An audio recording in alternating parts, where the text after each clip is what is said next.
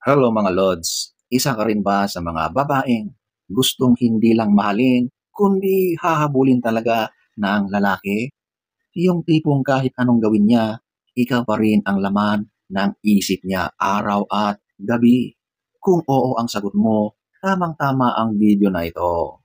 Dahil ngayong araw, ibabahagi ko sa iyo ang mga sikreto na pwedeng magpaulol sa lalaki sa paghahabol sa iyo kahit hindi ikaw ang unang gumagawa ng moves. So, diretso na tayo. Huwag na tayong magpaligoy-ligoy. Number one, sikreto ng emotional imprint. Ang tunay na habulan ay hindi sa katawan, kundi sa emosyon. Kung kaya mong i-imprint ang presensya mo sa emosyon niya, hahanapin niya kahit ayaw niya. Paano?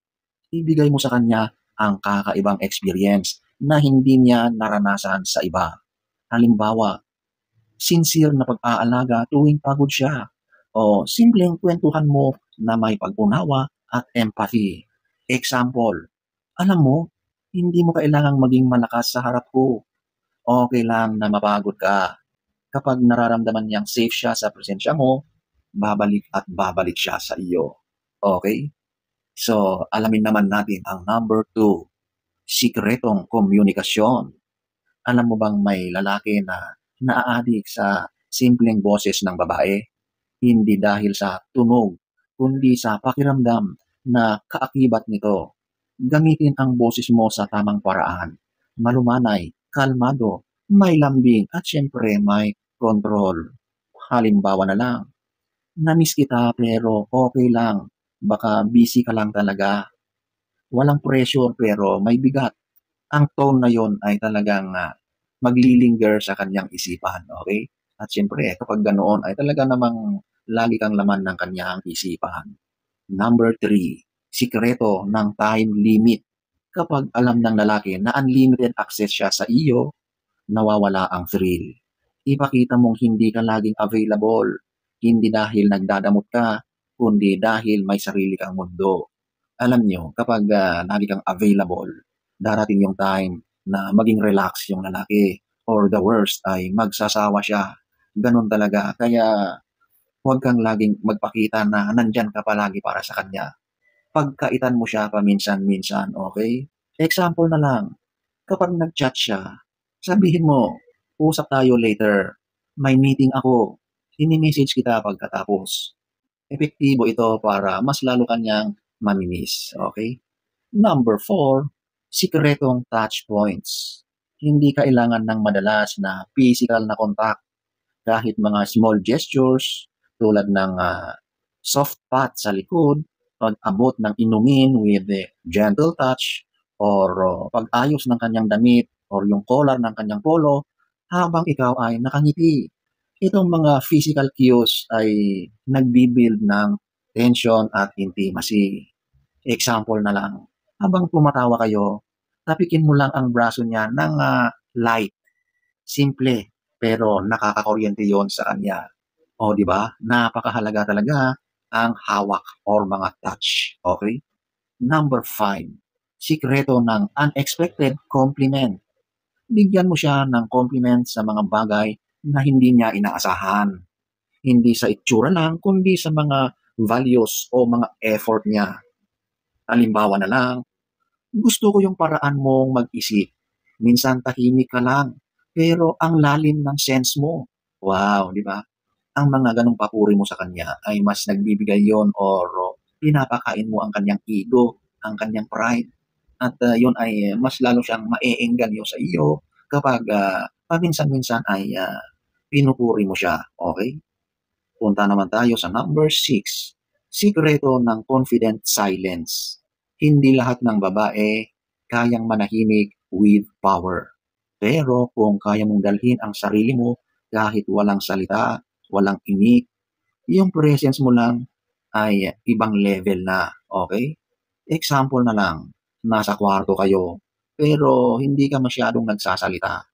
Eye contact lang, tapos ngiti. Tapos babalik ka sa ginagawa mo, yung parang may alam kang sikreto na hindi niya alam. Nakakabaliw yun sa lalaki. Di ba? Mapapaisip talaga siya. Punta na tayo sa number 7. Pagpapahalaga sa sarili. Ang lalaki ay natural na hunter. Pero kung pakiramdam niya, may value ka na dapat niyang mapanalunan, mas lalo siyang na-excite at talagang mas lalo siyang magpupusigi. Example ulit, kapag humingi siya ng favor na sobrang inconvenient, sabihin mo, gusto kitang tulungan pero may commitment ako ngayon. Sabihin mo ako in advance next time, okay? O, di ba?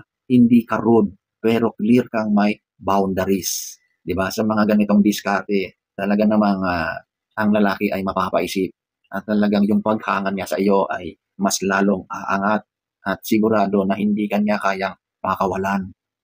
Number 8. Sikreto ng being mysteriously joyful.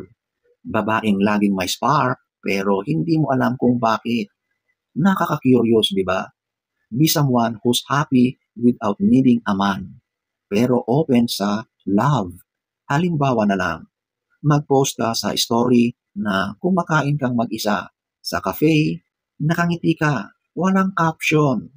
Tapos, magre-react siya. Bakit ka masaya? Bakit ka mag-isa? Anong meron? Di ba? Yung talagang mapapaisip talaga ang lalaki. At sigurado na dahil sa sobrang gusto niyang malaman ang mga dahilan, ay tila naghahabol na ang dating niya. O, di ba? Number 9. Sikretong paglalandi na may kontrol. Ang tunay na landi ay may disiplina. Yung marunong magpakita ng interest, pero hindi obsessive. Yung marunong magbiro, pero hindi mapilit. Halimbawa ulit, ikaw ha, baka masanay ako sa kabaitan mo.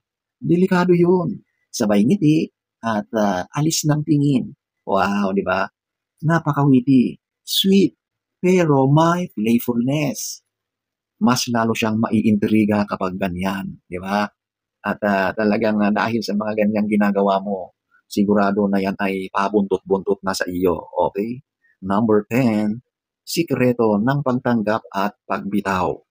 Ironically, kapag alam ng lalaki na kaya mo siyang pakawalan, kung hindi na healthy ang relasyon niyo, mas lalo siyang napapahawak or mas lalo siyang napapakapit. Example na lang, ayokong habulin kita kung ikaw mismo ay lalayo. Pero kung gusto mo akong makasama, andito lang ako. Hindi para mangulit, kundi para magpakatotoo. Hindi ito drama. Ito ang maturity na bihirang makita at sobrang nakaka-attract. O, di ba? Talagang ang mga lalaki kasi, kapag mas lalo mo siyang pinapakita na lumalayo ka, sigurado na yan ay mas hahabol. Okay? Hindi siya papayag na basta-basta mo na lang siyang iiwanan ng walang clear na dahilan. Okay? So, hindi kailangang maging perfect para habulin ka ng lalaki. Kailangan mo lang maging tunay, may halaga, at may diskarte. I-apply mo ang mga sikreto ngayon pa lang at makikita mong hindi lang siya lalapit, kundi hahabol pa siya. So, sana ay nagustuhan nyo ang ating topic for today. Next story time. Don't forget to subscribe.